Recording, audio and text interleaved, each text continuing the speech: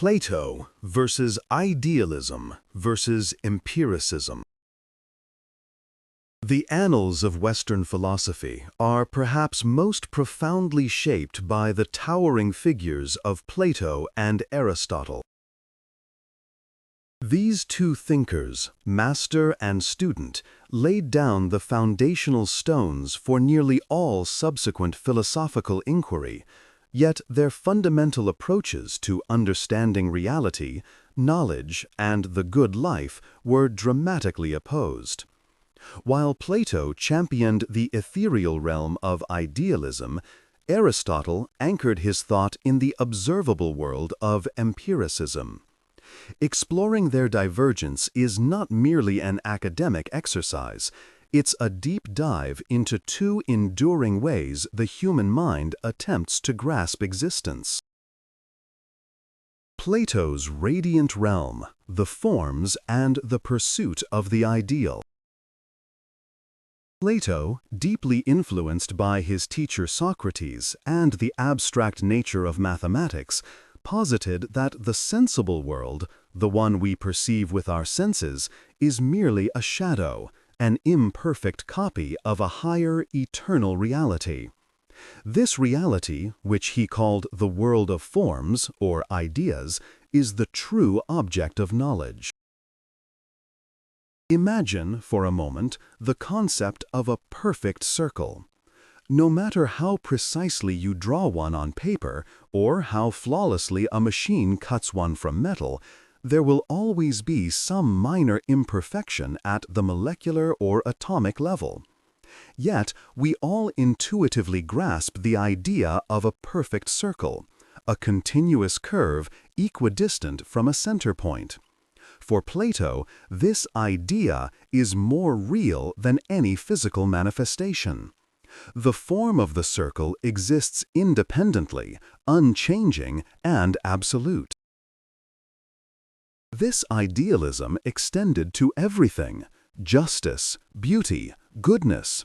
Physical acts of justice or beautiful objects are beautiful or just only because they participate in the perfect eternal form of justice or beauty.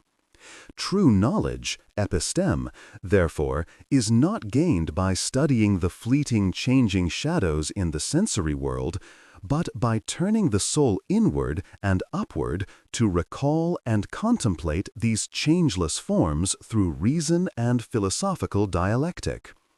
His famous allegory of the cave brilliantly illustrates this point. Humanity is chained in a cave, observing only shadows, the sensory world, and the philosopher is the one who breaks free to behold the true light. Plato's philosophy is thus fundamentally a priori. Knowledge precedes and is independent of experience. The ultimate form, the form of the good, illuminates all other forms and is the source of all value and reality. Aristotle's grounded approach: substance, matter, and observation.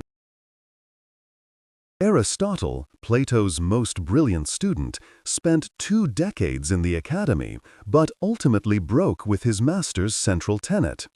He famously illustrated his critique in the painting The School of Athens, where Plato points toward the heavens, the forms, while Aristotle motions downward toward the earth, the observable world. Aristotle found the idea of a separate, transcendent realm of forms unnecessary and unhelpful for understanding the world we actually live in. For Aristotle, reality is not found in another dimension, but right here, in the particular substances that make up our world. His philosophy is characterized by a commitment to empiricism and inductive reasoning.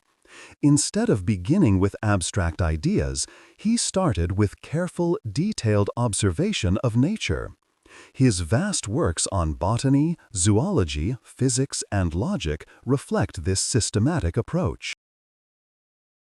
He developed the concept of hylomorphism, the doctrine that every physical substance is a composite of matter, hyle, and form, morphe.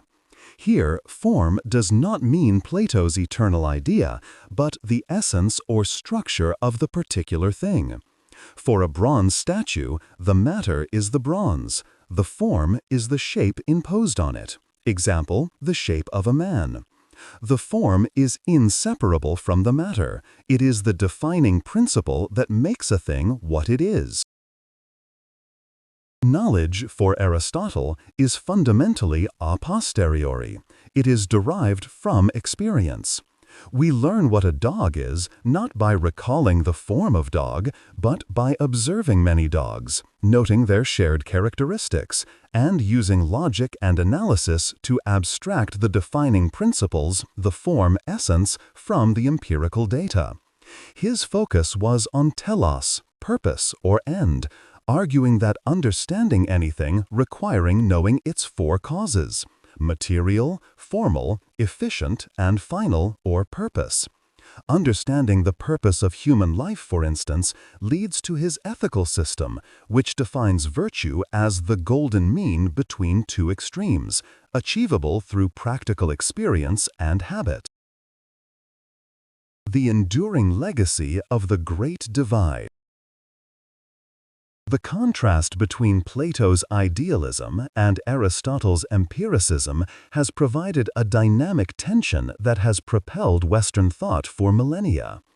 Plato's lineage, his emphasis on pure thought, mathematical abstraction, and the priority of mind over matter, greatly influenced religious theology, particularly early Christian doctrine, rationalist philosophers like Descartes and Leibniz, and even modern theoretical physics, which often relies on abstract mathematical models that precede empirical verification.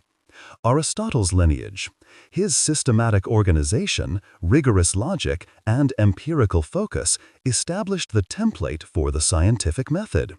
He is the intellectual ancestor of empiricists like Locke and Hume, and his biological and logical works formed the backbone of medieval education and the early Renaissance.